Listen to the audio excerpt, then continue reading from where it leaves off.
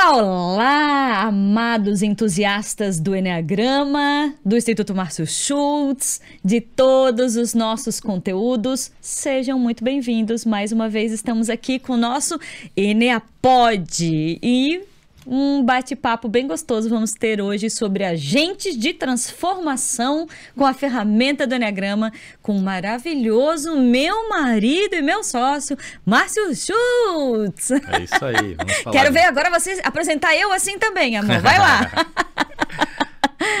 Mas vamos lá, tá? Cada um com seus tipos e personalidades diferentes, né, amor?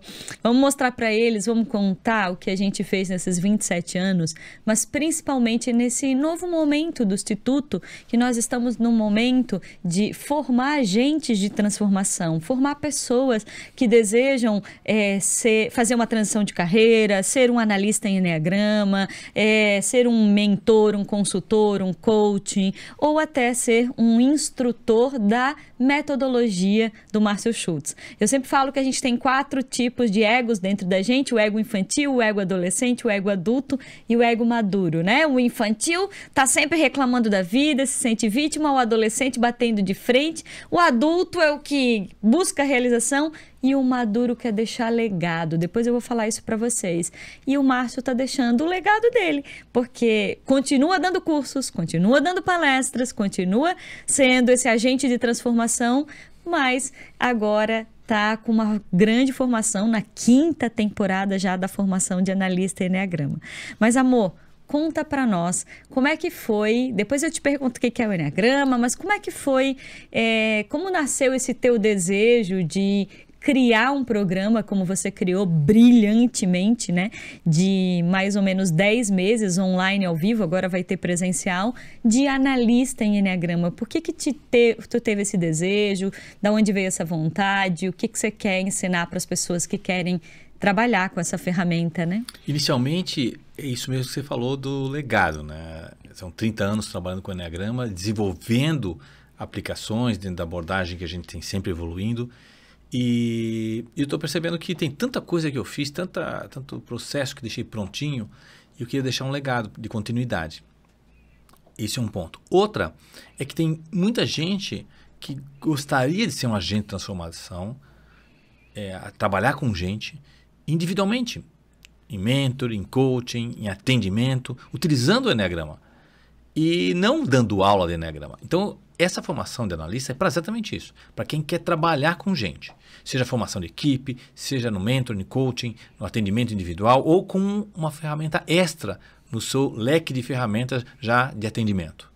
Mas por que 10 meses? 10 meses de formação de analista, né? Eu sei que tem bastante conteúdos, mas o que você pensou? Como é que você dividiu esses programas? Eu dividi em 4 grandes módulos. O primeiro módulo são os Eneagramas, todos os mapas de Eneagrama, dentro da minha metodologia, que falam de 3 níveis de consciência. O segundo módulo, leitura facial e leitura corporal, onde a gente aprofunda objetivamente diagnóstico. Porque isso é uma grande mazela no mundo do Eneagrama. O tipo tal por conta de traços comportamentais, sempre muito comportamental. A nossa abordagem não é comportamental. Então a gente está focando em como as emoções sustentam os comportamentos. O foco são nas emoções. Então, para que a gente possa ter um diagnóstico das emoções e não dos comportamentos, temos um módulo só sobre leitura facial, baseado no Paul Ekman, e uma leitura corporal baseada nas fases de desenvolvimento da personalidade de Reich. O terceiro módulo é um módulo de ferramentas de diagnóstico. Como usar o Eneagrama para fazer um diagnóstico, fazer um assessment, dar uma devolutiva.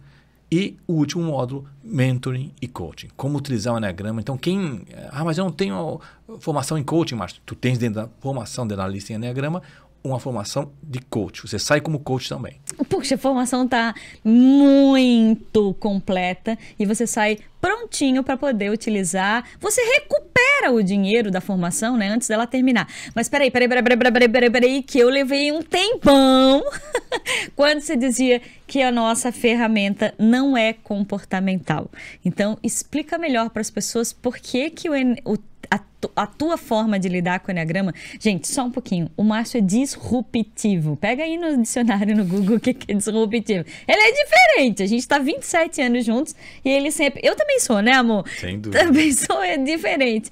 Mas o Márcio é disruptivo. Ele sempre criou metodologias, ele criou formas de aplicação com o Eneagrama, ele criou vários programas do Eneagrama. E uma das coisas que ele começou a entender é que o Eneagrama nossa abordagem não é comportamental. Explica o que é comportamental e o que é a tua abordagem, né? Como é que você... 90% talvez dos profissionais que trabalham com o Eneagrama trabalham com abordagem comportamental, que é o quê? Descrever comportamentos oriundos daquelas emoções, os vícios emocionais que culminam no diagnóstico de um tipo. Um conjunto de comportamentos, traços comportamentais. Dá um exemplo. Boto os cabides para o mesmo lado. Tenho traços extremamente organizados. Sou muito criativo. Então, por exemplo, eu falo de um tipo 2, todo o conjunto de traços de alguém que foca demais no outro, é prestativo e tem uma atitude proativa em relação ao outro, mas sempre comportamento. Ou sou um 6 da prudência e sou ansioso, tenho uma tendência a querer controlar, saber onde estão as coisas, quem vai, como vai fazer. Então, traços comportamentais. Só que os comportamentos são a última escala do processo. Eles são sustentados pelas emoções. Então, sempre meu objetivo foi descrever melhor as emoções para que eu possa, a partir daí, compreendendo as emoções, entender quais são os comportamentos que possam ser muito particulares para mim. Não necessariamente eu faço como outras pessoas que têm o mesmo tipo que eu. Eu posso ter um comportamento paralelo. O comportamento ele é mais volúvel, digamos assim, ele é mais instável. Agora, as emoções não. Elas podem ser mais estáveis.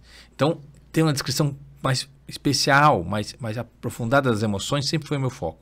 Inclusive, por isso, o mapa das competências emocionais. E trazer elas para o corpo.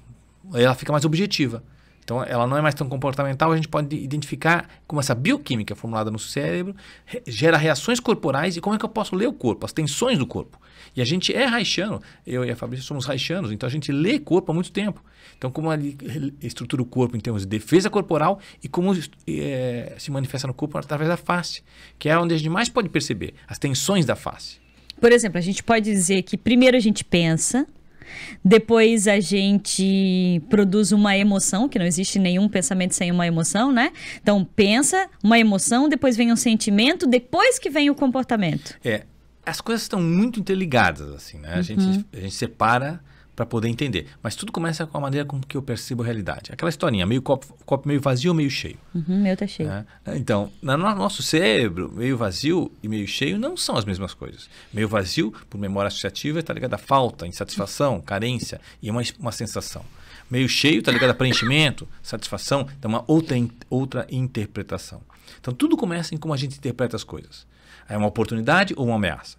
A partir daí, essa interpretação gera uma reação, uma formulação de uma bioquímica específica no cérebro das nossas emoções. Eu me vinculo àquele ponto de vista. Essa bioquímica, além no próprio cérebro de sustentar um ponto de vista, ela vai para a corrente sanguínea e aí gera reações corporais. É nesse momento que eu percebo as minhas emoções. Quando as reações corporais aparecem, as sensações, e elas vão sustentar comportamentos. Então, na escala, o comportamento é o último. Por isso é muito difícil mudar comportamento. Mas se eu mudo a maneira que eu percebo a realidade, consequentemente, eu mudo a maneira com que eu me sinto a respeito da realidade. Consequentemente, tem uma outra reação corporal e, consequentemente, mais naturalmente, eu mudo o comportamento. Por exemplo, o que tu queres dizer é que se eu tenho um nível de ansiedade, geralmente a ansiedade está relacionada com medo, né? Desculpa que eu tomei água aqui e a água foi para o lugar errado. Então, primeiro a gente tem Então, se eu tenho uma ansiedade, porque eu estou focada só direto no futuro, essa ansiedade pode estar relacionado com um pouco de medo. E eu estou o tempo inteiro com medo do futuro, medo do futuro, medo do futuro, medo do futuro, automaticamente eu posso aumentar a minha produção de cortisol, e eu começo já a suar as mãos, eu posso desenvolver um pânico. E isso é um comportamento baseado nas minhas emoções, né? Já agudo, né? Porque já é o pânico, então agudo. E essa ansiedade não só preocupação, ansiedade voraz. Né, da curiosidade. A curiosidade tem uma certa ansiedade. E o próximo? Qual é o próximo podcast? Qual é a próxima situação? Claro, essa ansiedade voraz pelo futuro. Ou ansiedade de preocupação, que é essa que você citou. E essa interpretação de que há uma ameaça ou de que eu estou perdendo tempo de vir a fazer mais coisas em relação ao futuro vão gerar uma produção específica de uma emoção que vai para a corrente sanguínea e que vai gerar uma reação corporal e vai sustentar um comportamento. Só que o indivíduo que está nisso, ele acha que essa é a realidade, não o que de fato é a percepção dele da realidade. Nós percebemos a realidade de uma maneira muito peculiar, muito própria. Na verdade, cada indivíduo percebe a realidade de uma maneira muito própria. As nossas emoções, elas têm um papel de gerar um relacionamento de longo prazo com as nossas estruturas neurais, os nossos pontos de vista. O problema é que, com o tempo, eu fico apegado a esses pontos de vista. E eu não enxergo mais a realidade como ela é. Eu enxergo sempre pelos mesmos pontos de vista. E aí eu fico no que a gente chama de uma bolha cognitiva. A realidade muda e eu não mudei. Então não adianta os outros mudarem. Eu não mudei a minha perspectiva do outro. Muito que a gente faz, em termos de autoconhecimento, é ajudar as pessoas a compreender qual é o quadro de emoções que sustentam pensamentos e perspectivas específicas. Tá. Eu sei que o teu eneagrama sempre foi um eneagrama mais sofisticado, né? Porque você foi criando tantas abordagens, como trazendo a neurociência, que daqui a pouco eu vou te perguntar. Mas explica um pouquinho o que é o eneagrama. Vamos supor que temos alguém que pegou o podcast agora e não conhece o que é o eneagrama, né? Então, o que é o eneagrama e o que é o eneagrama 3.0, que é essa nova abordagem que tu estás trabalhando com o eneagrama, né? Então, qual é a diferença desses dois? Eu vou responder o que é o eneagrama pensando na aplicabilidade dele. O eneagrama é uma ferramenta internacionalmente conhecida que ajuda as pessoas a compreenderem a influência das emoções em seus comportamentos, descrevendo 9 padrões de comportamento. 9 padrões de comportamento, cada um deles sequestrados por uma emoção, por um vício emocional. Essas emoções são uma herança dos gregos, né? São as paixões humanas. Então, cada uma dessas paixões humanas, medo, raiva, orgulho, inveja, assim por diante, sustentam comportamentos específicos, um padrão de comportamento. E ele ficou conhecido exatamente pela essa descrição desses 9 perfis, 9 padrões de comportamentos, cada um deles sustentados por uma emoção. O Eneagrama 3.0 é uma versão moderna, obviamente, né, porque ela vem do 2.0, mas que utiliza não mais os vícios emocionais como diagnóstico, mas sim as competências emocionais. Um mapa que eu desenvolvi há uns 15 anos que descreve 9 emoções que sustentam comportamentos positivos. Essa é a grande mudança. Em vez de ter emoção negativa que sustenta comportamento negativo e um padrão de comportamento negativo, emoções positivas que sustentam comportamentos positivos. E o negativo vem como um desvio. Eu não utilizando adequadamente as minhas competências emocionais, elas podem se transformar em vícios emocionais. Você falou esses dias, né, que o Eneagrama 1.0, que você está chamando dessa maneira, né? Não Essa significa... foi uma maneira de, assim, até honrar os que vieram antes de mim. E principalmente Oscar Ichazo, que eu chamo de Eneagrama 1.0, que o diagnóstico era baseado em perguntas relacionadas a pai e mãe. Não era um diagnóstico baseado em vício emocional ou comportamentos relacionados a um vício emocional. Aí sim, Cláudio Naranjo, que inaugura todo um outro eneagrama que eu chamo de 2.0, onde há um vício emocional e comportamentos relacionados a esse vício emocional. 90% ou mais de 90% dos livros de eneagrama e trabalhos com eneagrama são com esse viés. E agora o eneagrama 3.0, e 3.0 exatamente para honrar os que vieram antes de mim, que faz novamente uma mudança de diagnóstico, como também fez o Cláudio em relação ao Oscar, que é mostrar o diagnóstico na competência emocional e não no vício emocional. É uma mudança de abordagem. A abordagem é outra. A maneira com que a gente olha para o ser humano é por outro ângulo, através dos potenciais. Nós não negligenciamos os vícios emocionais, mas nós focamos nos potenciais. Para vocês entenderem, ó, o Oscar Ichazo que criou mais de 104, 109 eneagramas, se eu não me engano, né? O Cláudio Naranjo também alguns eneagramas e o Márcio criou 3 eneagramas. É exatamente isso? O Oscar é o responsável pela criação da maior parte dos eneagramas, são mais de 100 eneagramas. O Cláudio diz mesmo numa entrevista, disse numa entrevista que utilizou basicamente uns 6 mapas do Oscar, mas aprofundou. O grande diferencial, o grande legado que o Cláudio deixou, entre outras coisas, da Gestalt terapia e tal, é exatamente esse aprofundar desses mapas, principalmente o mapa das paixões e fixações. E esse diagnóstico dos tipos. Não havia antes de Cláudio esse diagnóstico, claro, esse padrão de comportamento, esses traços comportamentais, né, que estavam relacionados a um tipo. E a gente está agora focando nas competências emocionais, em recursos que esse mecanismo de defesa tem e que podem ser mais bem utilizados pelo indivíduo para que sejam ferramentais. E aí, claro, também que o indivíduo reconheça quando esses ferramentais possam estar me dirigindo, não eu dirigindo eles. Vamos falar dessa tua forma disruptiva que eu sempre admirei muito em você, né? E lá atrás, acho que eu fui uma das primeiras a participar de formação em psicoterapia corporal, que eu já vinha um pouco nessa linha antes da gente se casar. A gente se conheceu em 1997, gente. Mas depois você também, né, foi investindo na carreira das terapias corporais com Manuel Brandão, depois o Dimas Calegari, e vários outros profissionais passaram pela gente. Como é que foi, primeiro, essa tua contribuição para o Enneagrama quando eu acho que você foi um dos pioneiros no Brasil a falar de Enneagrama, corpo e emoções, onde você disse que dava para a gente perceber as emoções no corpo e como o Enneagrama tinha a ver com isso. Como é que foi essa tua... Como partiu, como despertou essa vontade de unir um com o outro? Eu sempre achei que o Enneagrama precisava de algumas ferramentas mais objetivas que o legitimasse, de certa forma. E se tornasse mais objetivo do que apenas descrever alguns comportamentos em que várias pessoas na mesma sala podem se identificar, mas que o fazem por motivos diferentes. Nós podemos todos sermos organizados, todos somos organizados. Abre o guarda-roupa, está todo organizado. Mas a razão pela qual eu me organizo, esse traço ser organizado se sustenta em mim, pode ser diferente. Eu posso ser organizado por prudência, porque eu não quero me perder. Eu posso por persistência, porque eu gosto de ver as coisas organizadas.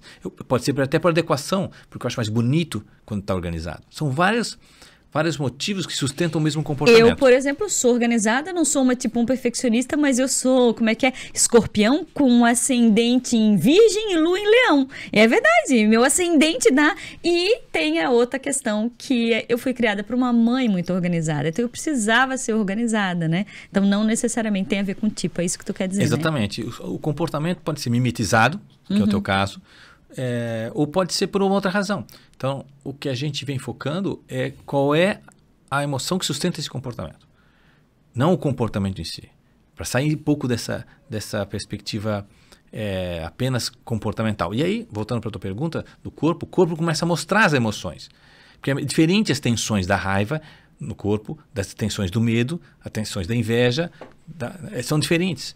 E aí a gente pode diagnosticar isso, perceber isso. Opa, então tem um referencial objetivo de diagnóstico. O referencial não é só comportamental, não é o que ele faz, porque ele pode estar fazendo porque está imitando. Tem um conjunto ali. E o Reich foi um dos que fez isso a priori. Usou corpo e emoção, corpo e psique, e relacionou um com o outro. Como o corpo se organiza a partir de uma psique. Então, foi fácil para mim, como terapeuta reichiano, começar a fazer os links dos tipos, já do Enneagrama 2.0, com as defesas corporais. Defesa visual, esquizoide, defesa oral, né, ligado com orgulho, com inveja, né, raiva ligada à estrutura de masoquismo, e assim por diante. Cada defesa relacionando-se com uma emoção. Por exemplo, no meu corpo, no meu rosto, na minha fala, o que essa junção que você criou do Enneagrama com a leitura corporal daria para dizer? Então, o primeiro traço que a gente percebe na pessoa, que eu percebo nas pessoas, assim, o quanto de extroversão que a pessoa tem. Isso é bem fácil de perceber. Ela é a pessoa mais extrovertida ou mais introvertida? Se ela é mais extrovertida, ela pode ser selo de uma maneira muito circunstancial, eventualmente, quando necessário. Ela tem um traço extrovertido. Mas se ela tem um conjunto de 2 traços extrovertidos, ela já é predominantemente extrovertida. Se ela tem 3 traços extrovertidos, ela não para. Ela é muito extrovertida. Então, a primeira coisa que eu vejo na pessoa é o quanto de extroversão que a pessoa tem. E também de introversão. E as emoções que sustentam comportamentos extrovertidos são o sentimento de capacidade, o ímpeto e a curiosidade. As 3 sustentam a extroversão de formas diferentes. Então, como é que é essa extroversão dessa pessoa? Ela é mais agressiva, ditatorial, dizendo, olha, é assim que vai funcionar? É ímpeto, então. Ela é extrovertida com ímpeto. Ela está me mostrando uma emoção. Através do tom de voz, a energia dela. Não é só o que ela faz, é como ela está fazendo. A tensão que ela carrega. Ou não, ela só ocupa o espaço de forma empática. Sentimento de capacidade. Ou ela está tentando se entender tudo que está ao seu redor, né? Com uma mente que está acelerada, querendo absorver tudo de forma voraz. Opa, é mais curiosidade. Então a pessoa me mostra, através da sua organização corporal, e alguém que se sente capaz, não vai ter um viés fechado. Vai ter um viés de que expressa que eu sou capaz, uma altivez, o corpo é altivo, né? O nariz empinado, quem está com o nariz mais para o íntimo, está mais em introversão, em autorreflexão. E tem emoções que sustentam a autorreflexão, que é a introversão, no ponto 4, e desidentificação no ponto 5. Então a gente percebe que nos movemos, nos organizamos fisicamente, corporalmente e, consequentemente, em nosso comportamento, a partir dessas emoções que sustentam tudo isso. Para quem não conhece a metodologia do Márcio, ele está falando exatamente, quando ele fala de sentimento e capacidade, ele fala da competência emocional do tipo 2. Já vou perguntar para ele por que ele criou as competências. Quando ele fala de curiosidade, a competência emocional do tipo 7, que é o vício emocional, que é a gula, do sentimento e capacidade é o orgulho. E ele falou do ímpeto, é a competência emocional do 8. Para vocês entenderem, o eneagrama dos vícios emocionais, que é o mais conhecido, é o eneagrama da raiva, orgulho, vaidade, inveja, avareza, medo, gula, luxúria e indolência. E o eneagrama das competências emocionais que o Márcio criou, raiva, persistência, orgulho, sentimento de capacidade, no ponto 2, né? Tipo 3, vaidade, adequação. Tipo 4, inveja ou introversão no positivo. Tipo 5, avareza ou desidentificação. Tipo 6, medo, prudência. Tipo 7, curiosidade é a competência emocional. E gula é o vício emocional. Tipo 8, ímpeto e luxúria no vício emocional. 9, indolência no vício emocional. E tolerância na competência emocional. E não se trata de olhar para o positivo das emoções negativas, não é isso. É ver que existem sim emoções positivas que sustentam outros comportamentos diferentes que aqueles que são negativos. Ou seja, eu tenho medo e também tenho prudência. Essas duas emoções estão dentro de mim. É mais ou menos isso. Exatamente. Eu tenho orgulho e sentimento de capacidade. Exatamente. Só que prudência vai te sustentar um rol de comportamentos e medo outro rol de comportamentos que estão em paralelo, mas não são os mesmos. O sentimento de capacidade sustenta um rol de comportamentos e o orgulho outro rol de comportamentos. Então, há uma diferenciação quando a gente fala de tipo 2 do sentimento de capacidade e tipo 2 orgulho. Quando eu estou falando do tipo 2 sentimento de capacidade, nós estamos falando do indivíduo que se sente capaz de mudar, crescer, ter um mindset de crescimento. Quando você está falando do tipo 2 orgulho, é um indivíduo que tem dificuldade em dar o braço a torcer. Então, são duas pessoas diferentes, mas que estão em paralelo. O que a gente está vendo no fundo é o lado sombra e o lado luz. O que a gente quer no Eneagrama 3.0 é focar no lado luz, no lado dos potenciais, que se mal trabalhados podem se transformar em sombra, mas não necessariamente o diagnóstico tem que ser na sombra. Eu não estou na sombra o tempo inteiro, ninguém está na sombra o tempo inteiro. E se a gente fica escrutinando a sombra, a gente vai ficar procurando pelo em ovo. Tem momentos que não está lá, mas sim, os recursos estão lá, os potenciais estão lá, de forma até construtiva. Por exemplo, o tipo 2. Se fala muito do tipo 2, o tipo 2 foca demais no outro, né? O outro, o prestativo e tal, mas é parte da essência do tipo 2 o vínculo com o outro, apoiar e ajudar os outros a manifestarem o seu melhor. No tipo 2 sequestrado, quer ser insubstituível para o outro. O que seria do outro sem mim? O tipo 2 que está mais consciente, o tipo 2 que está mais, entre aspas, normal, o tipo 2 do sentimento de capacidade, ele vê a natural inclinação a apoiar o outro e fazer a diferença na vida do outro. É diferente. Mas é a mesma coisa. Não. Um quer monopolizar a relação com o outro. O outro não está apoiando a autonomia. Que legal isso. Como tu falou nos pontos positivos, o que é a psicologia positiva quando tu começou a estudar e quais foram os neurocientistas que mais chamaram a tua atenção e que tu trouxe isso para dentro da tua abordagem do Eneagrama? Teve uma virada de jogo que o Antônio Damasio, esse neurocientista português, traz no papel das emoções no nosso discernimento, que é ela presente em todo o processo decisório e sustentadora de comportamentos estáveis. Quando Damasio fala isso, muda o jogo. Porque se as emoções sustentam comportamentos estáveis, a gente tem que dar mais valor às emoções, sejam elas positivas ou negativas, porque elas sustentam comportamentos estáveis. Quer mudar o comportamento, vai ter que mudar o vínculo emocional. Então, esse é um referencial forte aí que a neurociência nos traz. E da psicologia positiva é que não adianta só focar em diminuir as emoções negativas. Nós também temos que trabalhar em ampliar a manifestação consciente das emoções positivas. Não que um é melhor que o outro. Não adianta só um ou só o outro. Eu tenho que trabalhar os dois. E como o nosso viés é trabalhar com as emoções positivas, a nossa colaboração é essa. Nós também trabalhamos com as emoções negativas num segundo momento. A partir do momento que eu me empodero, que eu sei os recursos que eu tenho até para lidar com as minhas emoções negativas. Para não deixar o indivíduo sem recursos para trabalhar com o seu ego. Quando ele está sequestrado, obviamente. Por que você resolveu criar o Eneagrama das competências emocionais? Eu percebi logo cedo que se a gente começar a olhar um para o outro a partir dos vícios emocionais, nós vamos criar um viés negativo. Olha lá o cara da raiva, olha o cara da inveja, olha o cara do orgulho. E traços negativos. Só pode ser coisa de tipo 6 mesmo. Eles são tudo freio de mão puxado. O tipo 9, está sempre encostado. O tipo 2, ele não sabe dizer não. O tipo 3, ele está preocupado com a imagem. E por mais que a gente tentasse explicar que, olha, isso aí é o excesso. Você não precisa estar no excesso. Ficava essa marca. E eu muito tempo falei, olha, na dose certa de medo, é bom ter um pouco de medo. Demais me sequestra. Na raiva, na dose certa, é a atenção necessária para dar conta da vida. Mas eu percebi que eu estava falando com as paredes. E aí, então, eu desenvolvi uma nomenclatura dessa mesma emoção numa dose que sim sustentasse um rol de comportamentos positivos. Então, em vez de falar que raiva na dose certa é bom, eu falo, não, persistência positiva. Porque dá uma tensão de realização. Só que quando demais vira raiva. Ficou fácil de entender. Sentimento de capacidade é positivo, porque me faz sentir capaz de lutar pelo aquilo que eu quero. Mas orgulho faz com que eu tenha dificuldade de dar o braço a torcer. Essa diferenciação ficou mais clara. No fundo, são variáveis de intensidade da mesma emoção. Mas é importante que nós possamos dar uma nomenclatura diferente, como veneno e antídoto. No fundo é o mesmo. Então por que virou veneno? Por causa da dose.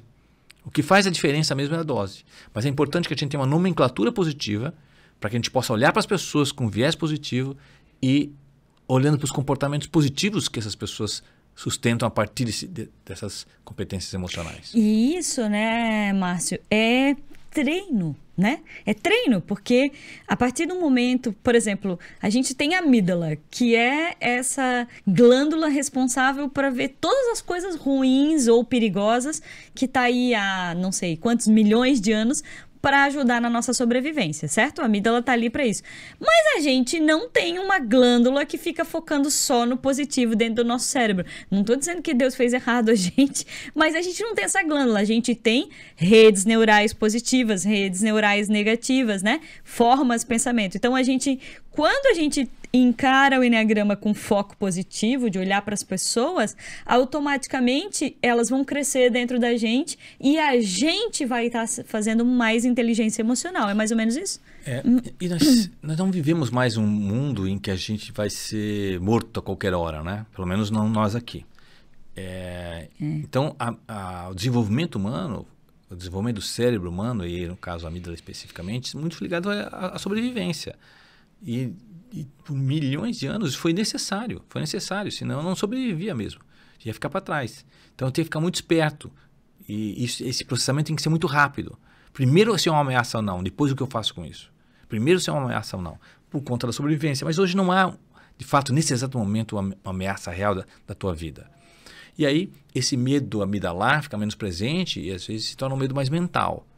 Se me faltar dinheiro para o final do mês, como é que vai ficar a minha aposentadoria? Isso não é um medo amidalar, isso é um medo mais mental. E, como dizia o Maslow, nós temos mais espaço agora para buscarmos realizações em outros níveis. Não só sobrevivência, que é a mais básica das necessidades humanas, mas de autorrealização.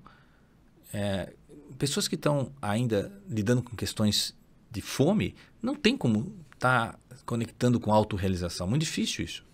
Não se dá livro para quem está com fome. Mas, no momento em que a gente já está em pleno emprego, no momento que eu tenho um relacionamento, eu quero evoluir, eu quero ter um melhor relacionamento com a minha esposa, com o meu marido, eu quero ter um melhor relacionamento com a minha equipe, eu quero formar uma equipe de alto desempenho, eu tenho o meu querer de autorrealização, aí sim, saber o que me faz feliz, o que me realiza, o meu papel nesse planeta, né, o que eu vim fazer, o que faz sentido e significado, começam a tomar espaço, começam a assumir o palco, digamos assim, o protagonismo da minha consciência. Mas antes disso, é sobrevivência mesmo.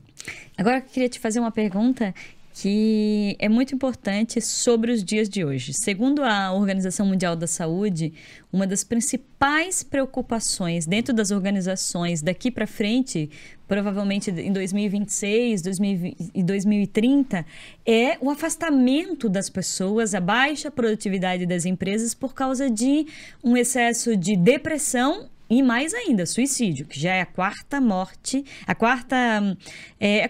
quarto tipo de morte no planeta já é suicídio, né? Entre os adultos. Causa de morte, exatamente.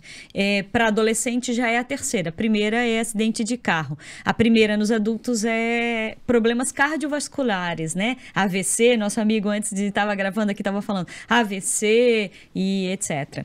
E nunca se foi tão importante falar sobre felicidade dentro das empresas. E eu queria te ouvir. Eu, por exemplo, ano passado, entrei na menopausa, tu me viu entrando na menopausa, e da noite pro dia eu chorava praticamente todos os dias e sem ter um motivo. Até pensei que estava deprimida e, na verdade, eu só estava com a baixa progesterona. Mas a questão felicidade bateu a minha porta, né? E teve num determinado momento, tô falando mais para as pessoas ouvirem, num determinado momento eu pensei assim, peraí, eu estudei isso, eu tenho um tipo, eu tô vendo a realidade só pela perspectiva negativa e por causa de uma questão mais química, né? Então, o que é a felicidade? O que tu estudou sobre neurociência da felicidade e tu colocou dentro do Eneagrama? Como que o Eneagrama contribui para isso, né? O Seligman, ele coloca 3 tipos básicos de felicidade. Uma felicidade que é de consumo natural, né? A gente faz uma viagem, a gente compra um carro, que sem dúvida tem um acréscimo de felicidade. Ele fala da felicidade de realização, quando você usa os seus pontos fortes para realizar, e a felicidade de sentido e significado, que é quando você usa os seus pontos fortes para ajudar terceiros. Essas 3 formas, 3 manifestações de felicidade, elas são diferentes. O consumo, ela é um pico, mas ela não, mais do mesmo não resolve, né? Eu adoro sorvete de pistache, mas um balde de sorvete não vai me deixar mais feliz. Chega uma hora que eu não aguento mais ver. Viajar também, tem uma hora que eu quero voltar para casa. O segundo tipo de felicidade que deixa mais tempo com a gente, de realização. E a terceiro, mais tempo ainda. Ela não tem um pico, mas ela se mantém. O segredo, segundo Seligman, é fazer um mix, deixando a felicidade de consumo como uma cereja do bolo. E notem, das 3 formas de felicidade que Seligman cita, 2 delas estão no uso consciente dos seus pontos fortes, que no mapa do Eneagrama é exatamente o que eu desenvolvi como competências emocionais. Então nós diagnosticamos não uma competência emocional, 3 a 4 competências emocionais. A bem da verdade, todos temos as 9 competências emocionais, mas 3 ou 4 são as tuas principais, que utilizá-las como um ponto forte, como algo nato, te dá autorrealização. O uso dos teus pontos fortes te dá autorrealização, te acrescenta a felicidade.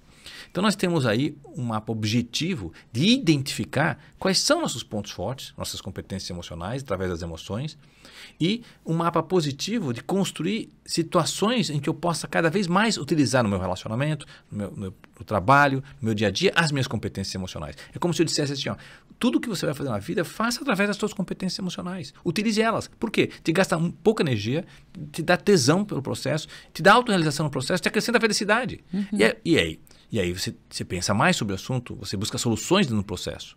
Nas empresas, a mesma coisa. Por que grande parte das pessoas na quarta-feira está pensando no sábado? Porque não estão se realizando. Grande parte porque não estão se realizando. Mas se eu estou me realizando no processo, chega a sexta-feira, eu penso, acabou a semana, eu nem percebi. Porque eu estou me realizando no processo. O que a gente quer promover nas organizações, nas pessoas, é maior nível de autorrealização. Eu até brinco e digo que gente feliz não enche o saco. Uhum. Então, uma equipe com um nível de autorrealização maior é uma equipe com alto nível de desempenho. Não é à toa que as empresas estão focando cada vez mais na felicidade. Por quê? Porque as pessoas felizes não enchem o saco. E felicidade não tem a ver com jogar ping-pong meio-dia ou ter um espaço... Não, tem a ver com autorrealização, com usar meus recursos para realizar e usar meus recursos para ajudar terceiros. Quando nós ajudamos, dando a fome com a vontade de comer, a colocar as pessoas certas no lugar certo, e isso é exatamente inteligência emocional, a gente ajuda as pessoas a ampliarem sua autorrealização. Elas se engajam, porque aqui eu tenho uma oportunidade de me autorrealizar. E a vida profissional é um ambiente muito próspero para a autorrealização. Então, ao contrário do que muita gente fala, assim, os millennials não querem trabalhar. Não, eles querem se autorrealizar, só não estão conseguindo isso no trabalho. Então, nosso papel de inteligência emocional e como líderes é produzir a autorrealização dos millennials na atividade profissional. Mais ou menos assim, eu sou uma tipo 2 com ímpeto e adequação e eu gosto muito de contribuir com as pessoas, eu gosto muito de me relacionar, eu gosto muito de conversar. Passei minha carreira ou atendendo, dando mentoria ou vendendo os trabalhos que na verdade eu estava mais ouvindo as suas necessidades para poder trazer soluções para elas, né? Agora, eu não gosto de ficar lá 3 horas escrevendo uma proposta, ficar lá no meio do computador. Eu gosto de preparar uma palestra, né? Mas às vezes, essas coisas não me autorrealizam. Então, se eu não tivesse autoconhecimento, se eu não conhecesse bem esses processos com o Enneagrama, provavelmente isso traria... Vamos pegar esse teu exemplo, exatamente esse. Ó. Tenho sentimento de capacidade, soma tipo 2, com ímpeto e adequação. Se eu tenho sentimento de capacidade, soma tipo 2, não só tenho a competência emocional, tenho como principal, sou um tipo 2. Eu vou ter um traço relacionado a pessoas. Mas eu também tenho sentimento de capacidade e não sou um tipo 2. Claro, me sinto capaz de fazer uma planilha, me sinto capaz de buscar um processo, me sinto capaz de criar uma alternativa para um problema. É a mesma competência emocional utilizada para outras áreas, outros tipos. No 2, tem a ver com gente. Eu me dá um nível de realização quando eu estou utilizando meu sentimento de capacidade para apoiar terceiros. Então, se eu trabalho com uma pessoa dessa, eu tenho que criar uma situação em que ela esteja com pessoas apoiando o resultado das pessoas. Segundo, eu tenho ímpeto, desafio. Quem tem ímpeto gosta de desafio. Então, não é só, mas eu sou um tipo 2 que não tenho ímpeto. Então, talvez desafio não seja tanto para você. Você não seja tão motivada com o desafio. Mas se você tem ímpeto como competência emocional, sem dúvida, estar sendo desafiada vai te dar um nível de autorrealização. E se você tem adequação, essa capacidade de não tanto ao céu, não tanto à terra, de mostrar um outro lado, né? De mostrar como do marketing, né? De mostrar de uma forma positiva as coisas, também vai me apetecer. Então nós estamos falando de um conjunto de comportamentos que para esse indivíduo específico que tem essas 3 competências emocionais, fazê-los atuar nesses comportamentos vai trazer autorrealização. Mas se a pessoa tem o contrário disso, tem desidentificação do ponto 5, tem tolerância do ponto 9 e tem introversão do ponto 4, esse conjunto de comportamentos não vai lhe autorrealizar. Ele vai fazer por causa do dinheiro. E aí, claro, como o mercado está altamente aquecido, né, ele vai procurar outro emprego. Facinho. Uma das coisas que mais tem acontecido no mercado de trabalho, os grandes profissionais, ou eles estão sendo cada vez mais promovidos e respeitados dentro da organização, daí ele fica, porque ele se sente autorrealizado, né? Ou muitos estão fazendo também transição de carreira. Ou aqueles que estavam querendo fazer transição de carreira, é o que eu mais escuto quando as pessoas querem fazer a inscrição na formação de analista Enneagrama. Olha, eu gosto muito do que eu faço, mas eu tenho vontade de sair, sei lá, da área médica, da área de enfermagem e ser uma consultora, ser um coach, dar mentoria, dar palestras, quero sair da área de finanças e quero dar palestra e etc, né? Então, quais são os benefícios de fazer a formação de analista em Enneagrama? Que, ao teu ver, assim, o que uma pessoa que já conhece o Enneagrama, quando ela participa da formação de analista, qual é o upgrade que ela faz?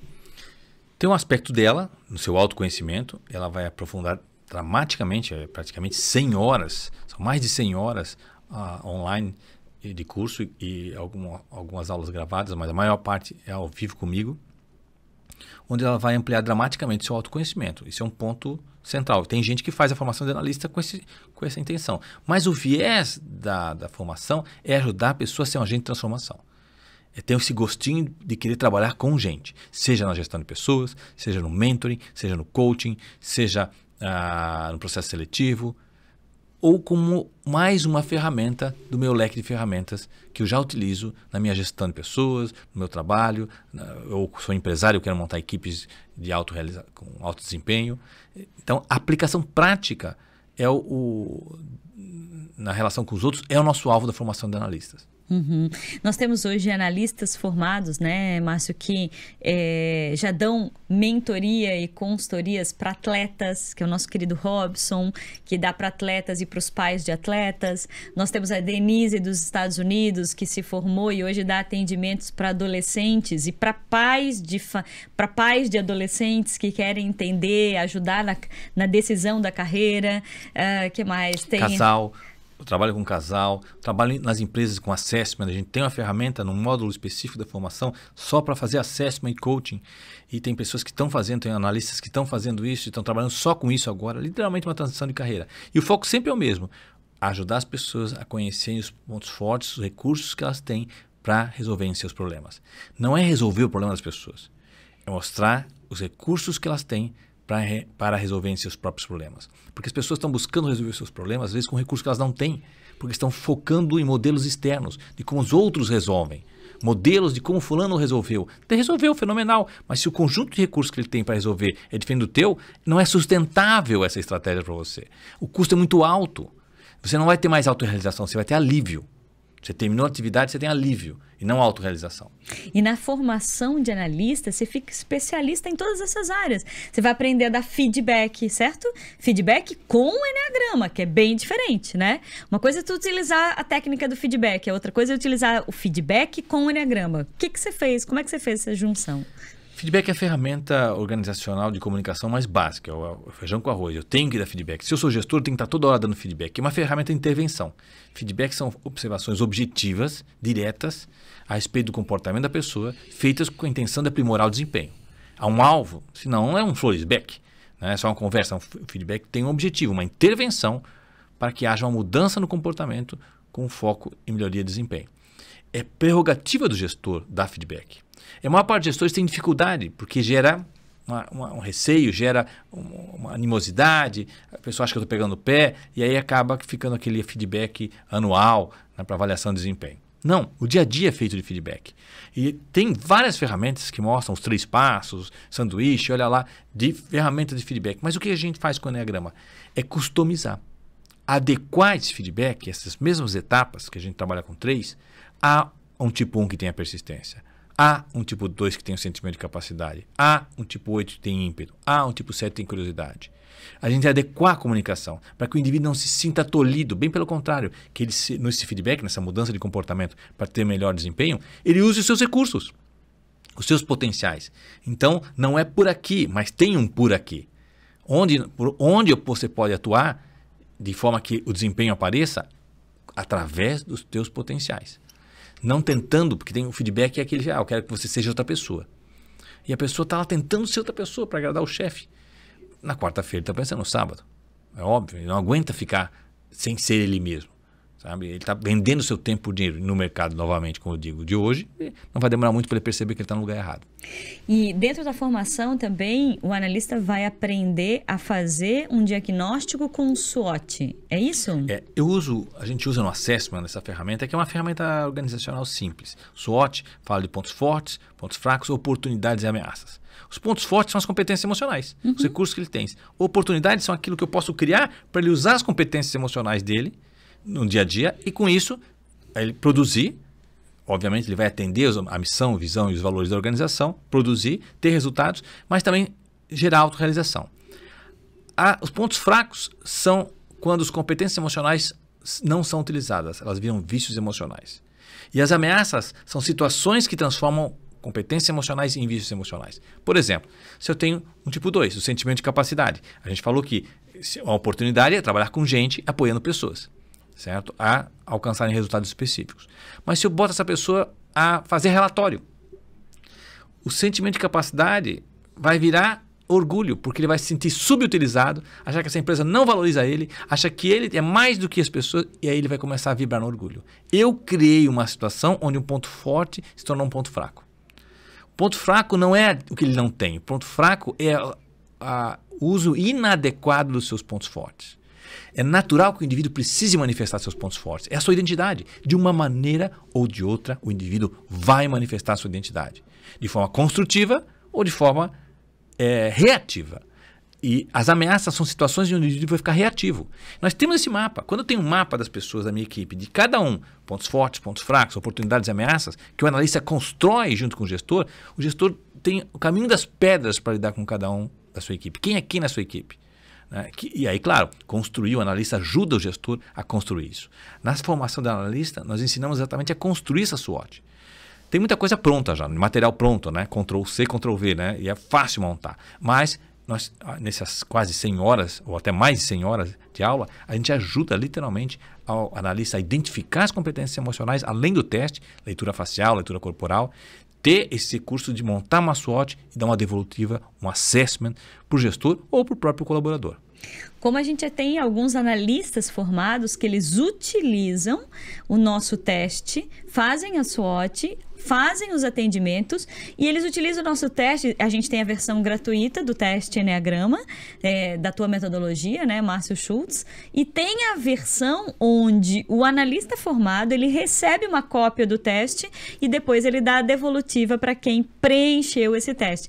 Então, o analista formado também depois pode virar um analista afiliado da gente e quando vira um afiliado, ele pode ter uma sala dentro do nosso ambiente à distância, pode usufruir dos teus cursos, né? Pode também ter um curso dele lá dentro depois de validado pela gente. Então tem N possibilidades. A gente é realmente uma escola para um agente de transformação. O consultor que se torna analista em Enneagrama, ele trabalha na empresa, ele pode fazer com que as pessoas da equipe participem de um programa gravado, de um curso gravado que está no ambiente de educação à distância dele, e ele assessora cada um deles, ajuda cada um deles num PDI, um plano de desenvolvimento individual, usando esses pontos fortes como meio pelo qual eles vão ascender na carreira, ter resultados e ter autorrealização.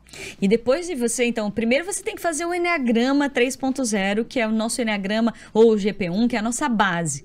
Depois você faz a formação de analista em Enneagrama.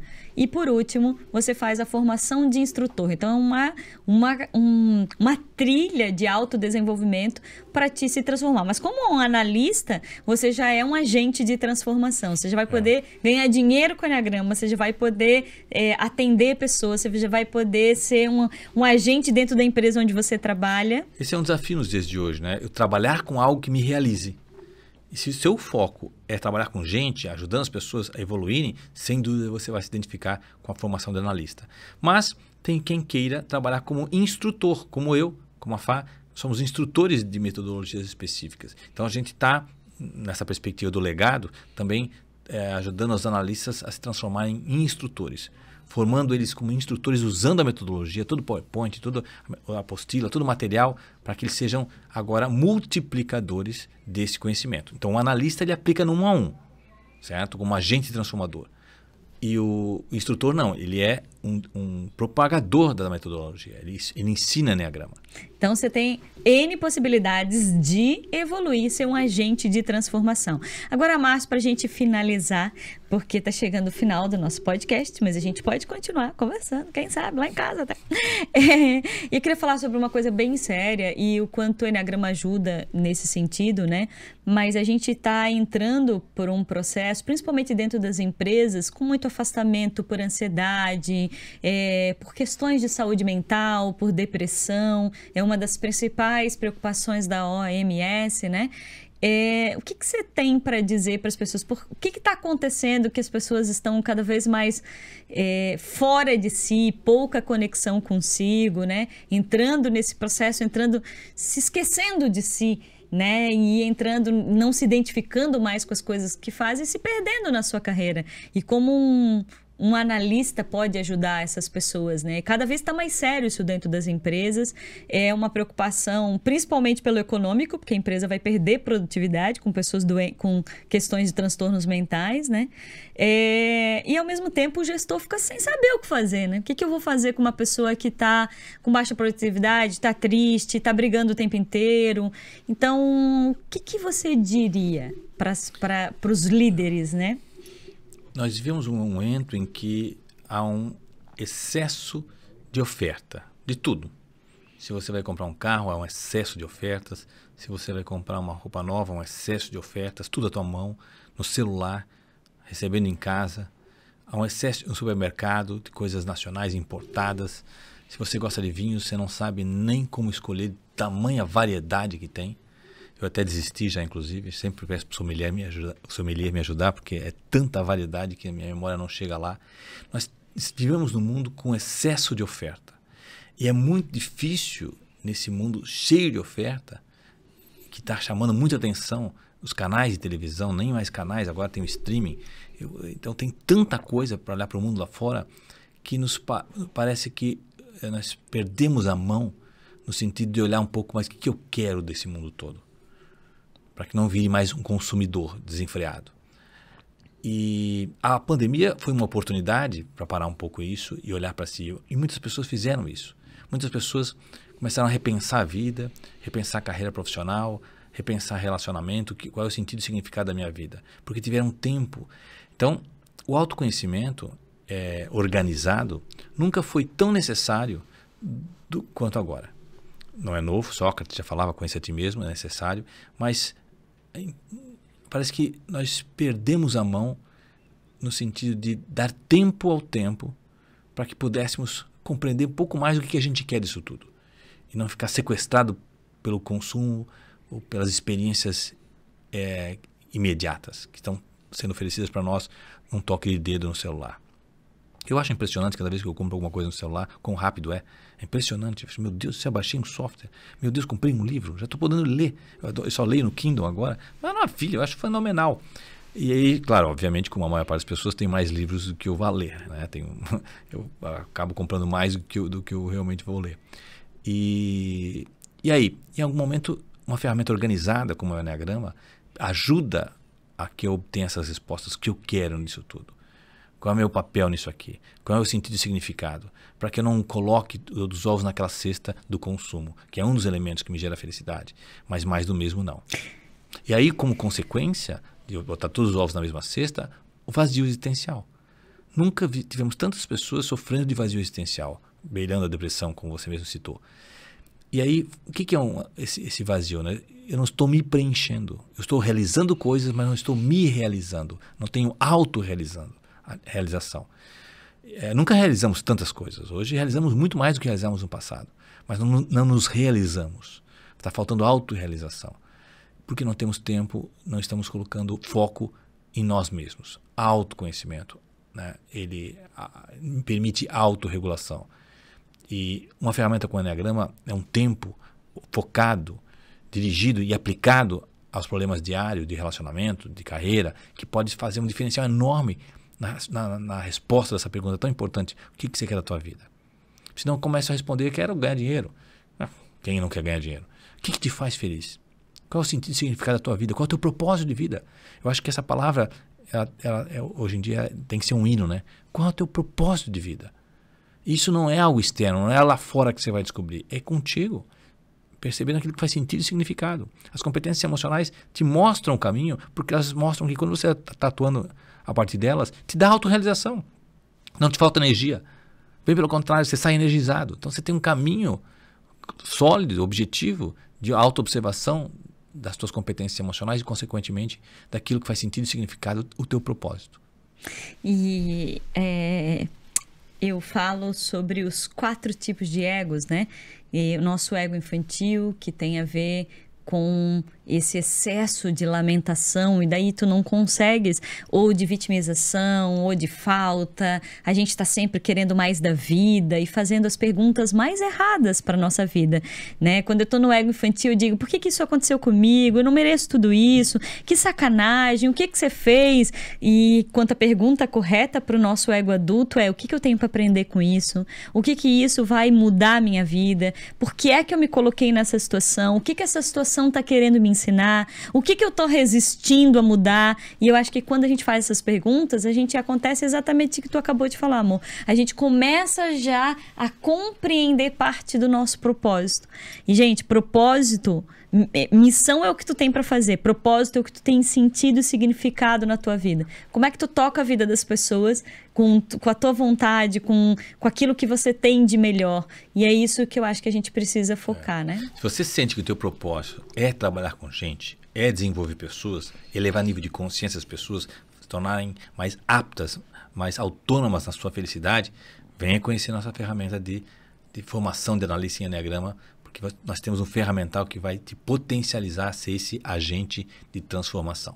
E pensa bem, nós estamos 27 anos juntos, 30 anos de carreira, psicoterapeutas corporais, passamos uma vida estudando, criando metodologias. O Márcio tem o foco total, exclusivo com Enneagrama, com liderança, com trabalhos de inteligência emocional, né, que a gente não falou, vamos fazer uma aula só sobre inteligência emocional. E eu com liderança feminina humanizada, saúde mental, autoestima, poder pessoal, porque eu acredito que se a gente consegue ter uma estima melhor sobre a gente mesmo, não é a estima que o meu marido tem de mim, que os meus clientes têm de mim, a estima que eu tenho de mim, se ela for boa, eu terei felicidade, sentido e significado, conexão com o meu propósito e vou ter muito mais felicidade no meu relacionamento, no meu trabalho. E poder pessoal é aquilo que você banca e você precisa bancar suas dificuldades, suas fragilidades que todos temos, mas também a nossa força. E na nossa formação você começa a compreender isso, você aprende isso, você tem um mergulho para dentro de ti, para te conhecer profundamente, mas também conhecer ferramentas que você pode utilizar. E é muito importante quando você é líder, né? Você saber de emoções, de ego, de comportamento, porque as pessoas que estão... Todo líder, de uma certa maneira, vira um psicólogo, como todo líder disse para mim, né? Todo mentor precisa ouvir as situações e ter soluções para as pessoas da sua equipe. E você deve ser um líder de família ou você é um líder na sua empresa. Então, com a formação de analista Enneagrama, e agora a gente tem a formação online, temos uma gravada e temos uma única por ano presencial em Florianópolis. Então, a gente tem todos os modelos para você estar junto com a gente, participando. Sem contar que vai estar ao vivo, né, principalmente contigo, que a formação basicamente é dada pelo Márcio, e eu faço uma parte no final dela. E depois você pode, quiçá, fazer outros cursos também evolutivos comigo de liderança humanizada. É isso, gente. Muito obrigada, muito obrigada. Que você faça uma das coisas mais importantes nesse planeta, que é aprender a se amar, olhar para os seus pontos fortes, valorizar seus potenciais. E o Enneagrama é uma ferramenta que pode trazer tudo isso para você. Porque se você está bem contigo mesmo, você vai estar bem com o mundo, né? Sem dúvida. Começa com a gente. Isso. E sejam bem-vindos ao nosso instituto. Até o próximo podcast.